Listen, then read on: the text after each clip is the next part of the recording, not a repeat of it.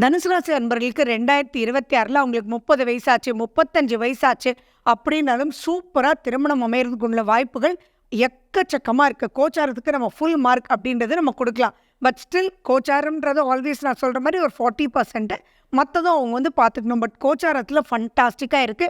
குரு பலன் வந்தாச்சு. டிலேன்றதே பண்ண வேண்டாம்.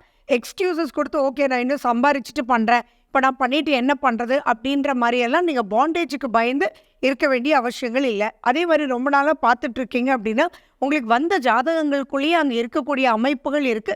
சுற்றத்தாரோட பேசும்போதும் பக்கத்துலேயே அவங்க இருக்கிறத நீங்கள் உணர்ந்து திருமணம்ன்ற ஒரு விஷயத்துக்குள்ள சூப்பராக நுழையலாம். சான்சஸ் அவ்வளோ அதிகமாக இருக்குது. சரி, உங்களுக்கு ரீமேரேஜ் அப்படின்னு வரும்போது 11ஆம் வீடு அங்கே ரொம்ப முக்கியம். குரு பகவான் உங்களுக்கு ஜூன் 2ஆம் தேதி வரைக்கும் இவங்களுடைய 11ஆம் வீட்டையும் பார்க்குறாரு. அப்படி இருக்கும்போது மறுமணம் அமையக்கூடிய வாய்ப்புகள் இருக்குது. மொத்தத்தில் இவங்க குடும்பம்ன்ற ஒரு விஷயத்துக்குள்ளே போய் சந்தோஷமாக லௌகீகத்தோட ஒருத்தர் புரிஞ்சு அது எதுவாக இருந்தாலும் சரி, காதல், திருமணம், மறுமணம் எல்லாமே இவங்களுக்கு ஃபண்டாஸ்டிக் மார்க் வாங்குறாங்க. They will enter in to the marital life.